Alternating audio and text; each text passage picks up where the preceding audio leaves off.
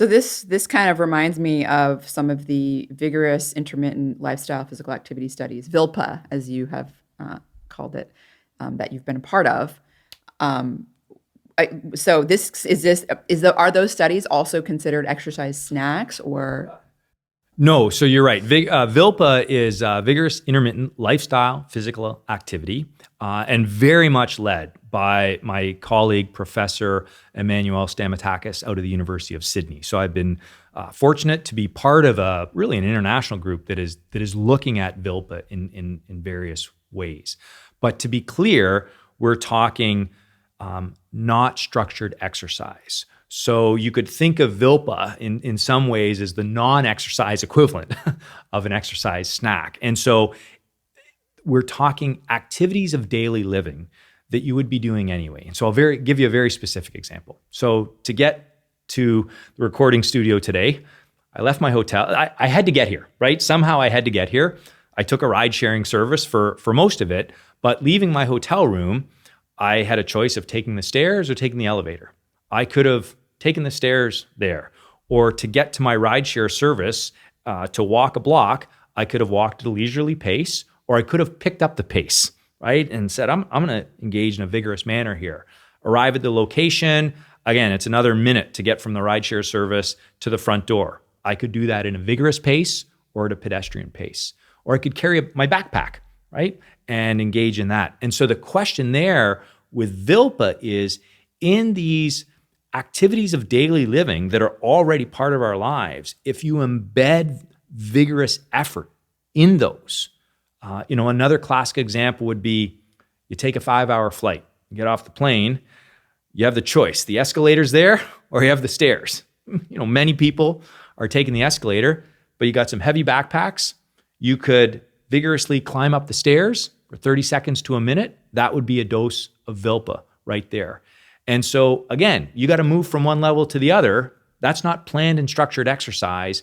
That's just activities of daily living. And the question that's being asked in that research is, if people choose to do that in a vigorous manner, is that meaningful? And there's some evidence for that, including a large study that was published in December that was it mined the UK Biobank data. And so what that allowed the investigators to do was look at over 25,000 individuals who engaged in VILPA-like efforts. They wore accelerometers to try and capture this.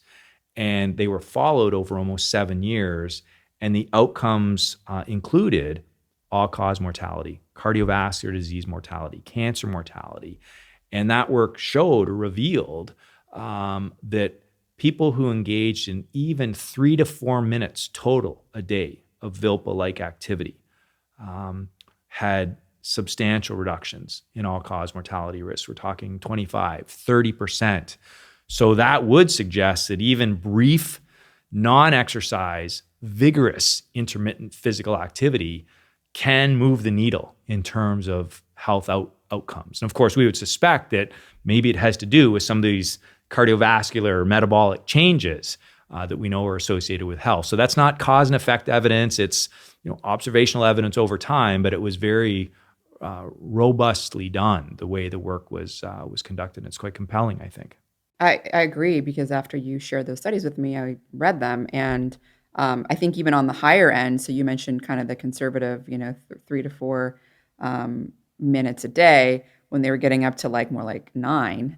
I mean, you're talking, it was like 50% reduction in cardiovascular mortality, 40% reduction in cancer-related mortality. I mean, that's really incredible that these people are just doing this, choosing to do these short bursts of, vigorous intensity exercise, and then having substantial benefits on longevity and health span, basically.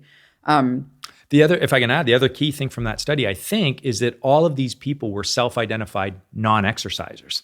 And so the point is, even people who self-identify as non-exercisers seemingly are still engaging in vigorous activity through the day. Now, part of that might be their physical capacity is quite low. And so what it takes to get them into a vigorous intensity range is not very much. And actually, as part of that study, it was repeated in individuals who also identified as exercisers, and the same phenomena were apparent. So even in exercisers, engaging in VILPA-like activity was still protective. So again, lots of work to follow up on, what actually counts as a VILPA bout.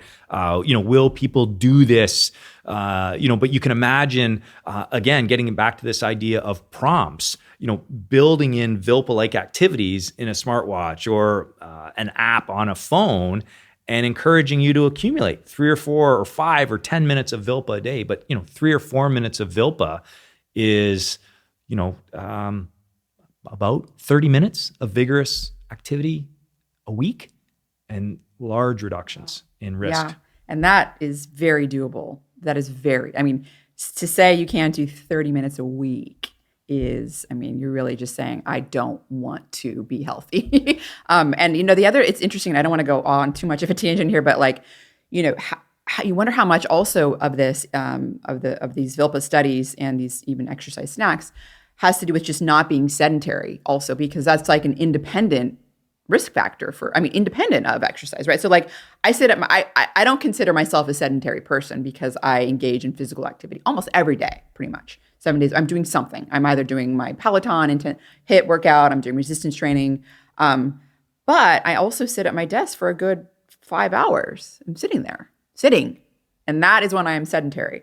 So I'm actually trying now to incorporate VILPA stuff, I guess, I guess it's more structured. So when it would be more of an exercise snack in that case. But I'm doing, the burpees or the high knees or something where, believe me, 1 minute of that. And I'm like, this is the longest minute of my life. It's hard.